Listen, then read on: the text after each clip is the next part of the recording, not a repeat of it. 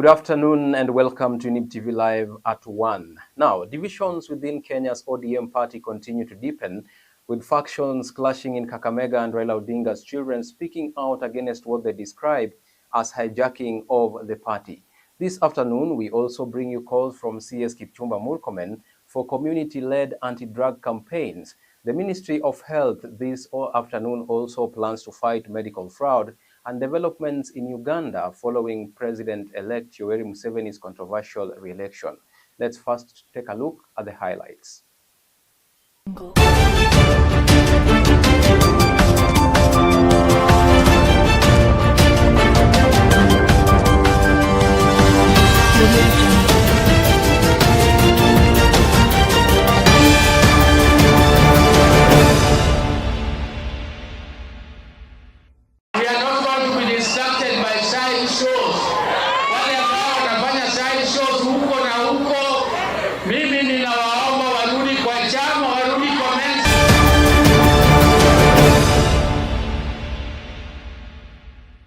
Vitisho vya peni mbili vitanifanya mimi nini? Amnitishi, amnibadaishi.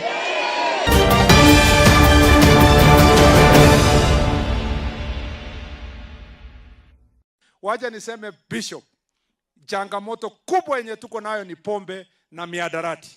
And I want to say this. There are few characters wana operate hapa North Rift.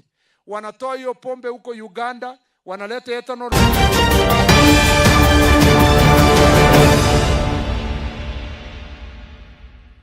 If you are a quack doctor or a healthcare practitioner who is not licensed, who has not gone to school, like the one that we found who mishandled our patient, I am telling them, they better look for another place where they can do it.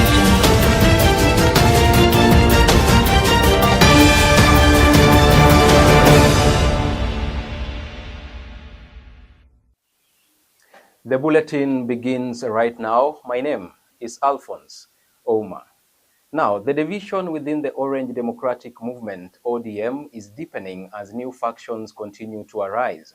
Yesterday, ODM party leader Dr. Oburu Oginga was compelled to attend two simultaneous rallies in Kakamega County, where one faction was led by Kakamega Governor Fernandez Baraza and the other by Wycliffe Oparanya, both holding distinct meetings. ODM Deputy Party leader Simba Arati has accused cooperative CS Wycliffe Oparanya of exacerbating the rifts within the party. To be distracted by side shows. Wale ambao wanafanya side shows huko na huko, mimi ninawaomba warudi kwa chama, warudi kwa mainstream, warudi kwa wananchi. Basi mkinipatia support, mimi sitaogopa, nitaendelea mbele na nitaendelea bila uoga yoyote na tutaendelea kama chama. Tutafuata sheria yote ya chama. We shall obey all the rules of the party. Na mimi nasikia wengine wanasema party leader wetu ati ni mzee, wamjaribu. Wamfanye nini? Wamjaribu. Ndio wajue tuko na youth leader. Na tumeanza kuongea na wao, vijana wetu wale wote. Tunaketi na wao chini, huyo akiwa ni Sifuna wa kwanza. Sisi tujitayarishe kama chama na tuzungumze na wale like-minded parties. Tukianza na UDA, tuingie pale kama chama cha nguvu, tutafute ile kitu kubwa. Ng'ombe yakichinjwa, lazima chama kikubwa itafute kitu nini kubwa. Ama nyinyi mnasemaje? Sisi tukiwa na William akienda kando, tunamwambia wacha kwenda kando. Hivi ndio tunasimama sisi kama wana ODM. Mtu mwingine akicheza tunamwambia hapana, ukicheza hata sisi tutaweza amua kwamba maandamano yanze saa hii. Whatever mazungumzo sisi tutaenda.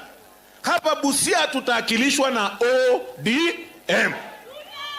Police, usijaribu ukafikiria mambo ingine. The differences in the ODM party have continued as the children of the late ODM leader Raila Odinga have now accused those who they say have hijacked the party.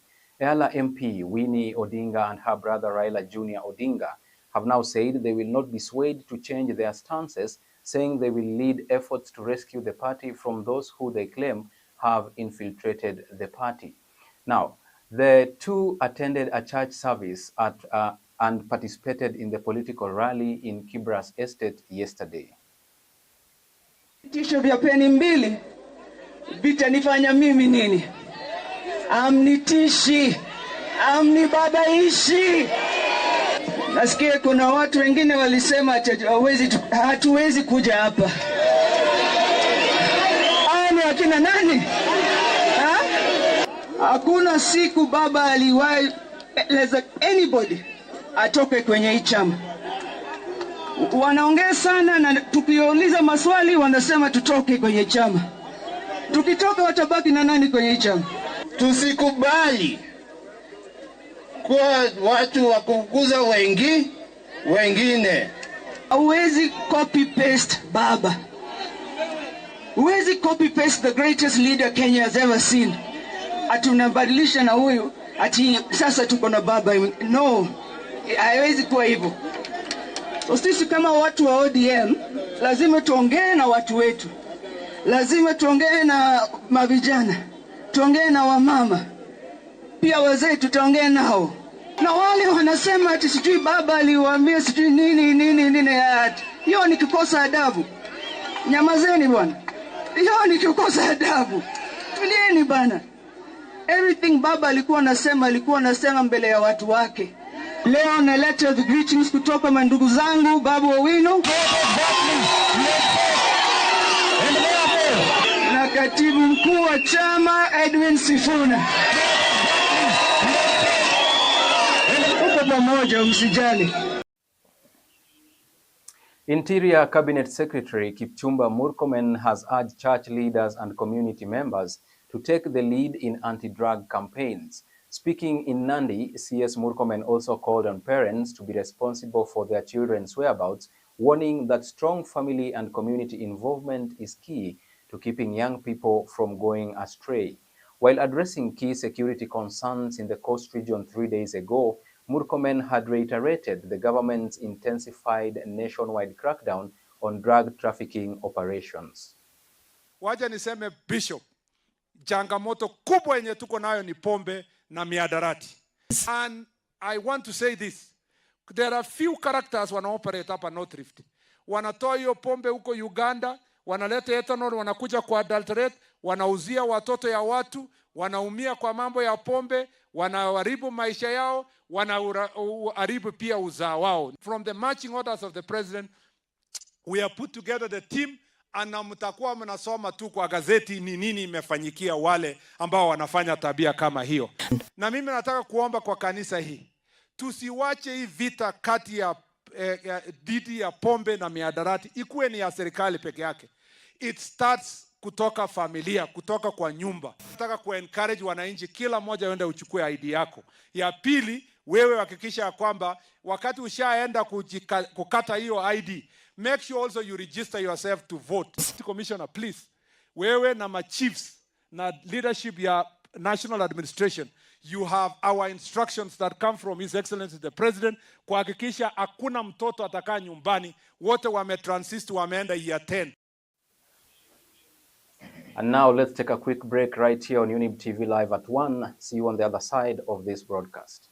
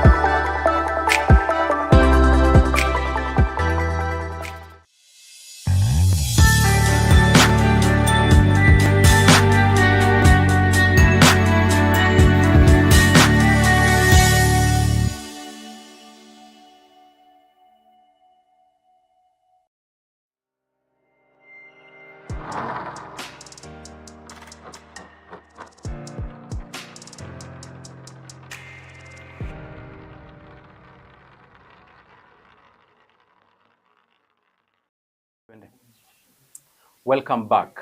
Now, the Ministry of Health is preparing to establish an anti-fraud police unit aimed at addressing the significant increase in unlicensed and untrained individuals providing fraudulent health services to the Kenyan population. Health CS Aden Duale announced on Sunday that this nationwide initiative will focus on targeting counterfeit clinics and medical practitioners.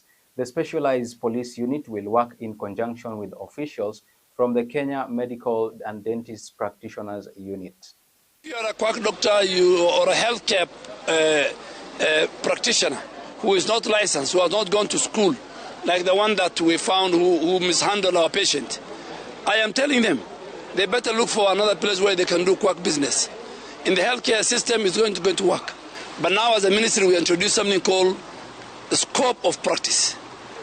The moment I launch the scope of practice, then every health practitioner in our country can only treat a patient based on what he has learned in college and his scope of practice. Now, Mudangari Police Station are looking for both the owner of the building, the owner of the facility, and the quack dentist. We will crack the whip. We are planning to form an anti-fraud police unit to deal with even fraud in SHA. And tomorrow morning I'm going to direct KNH to waive all the bills of our late brother who was mishandled by a quack. That I will do it. We have a fund within KNH that we cater for. Even during riots, the people, Kenyans who get injured, when they go to KNH, there's a way we waiver. So we will waiver the case.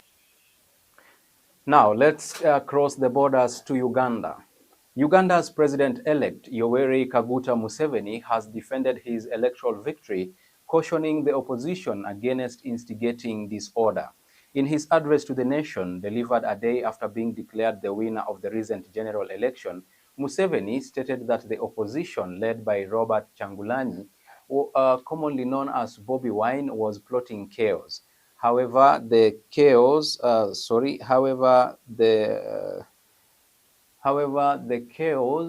security forces were urged to make sure that there is order as the country comes to terms with the new results. The other year, when there were riots in Kenya, the same riots were supposed to happen here. But the people they wanted to use came and told me, and we refused the. So therefore, I am advising this small group of traitors, but they are working with foreigners, some homosexual groups, some this and that. This is free advice from me, that please stop what you are doing, because we know everything, and you will not do it, either peacefully or unpeacefully. Was that where NUP is defeated, gangs with the pangas should attack the polling station. They came with the pangas to attack the polling station, and they were shot. 7 of them were shot dead there.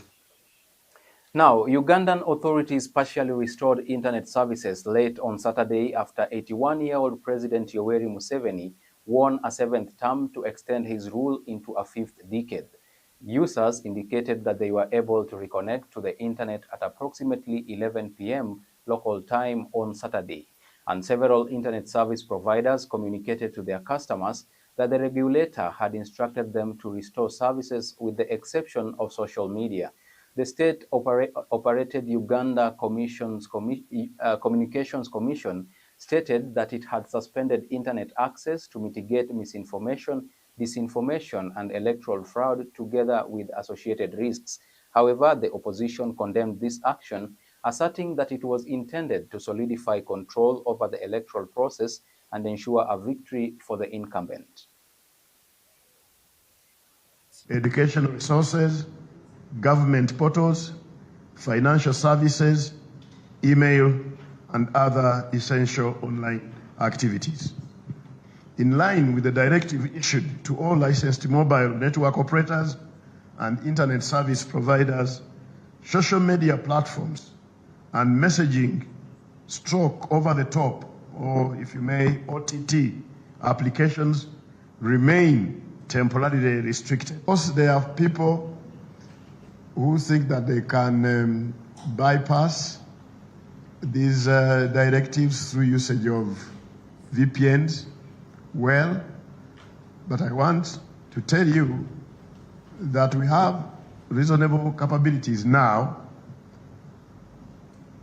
especially if you use that bypass to break the law, to attack you directly. Internet is a powerful tool for enterprise, education, and entertainment, and staying connected to our loved one. Let us use it to build, not to destroy. Yoweri to Havurwa Kaguta Museveni. And with that story from Uganda, we wrap up our afternoon brief. Thank you so much for staying with us. My name is Alphonce Ouma.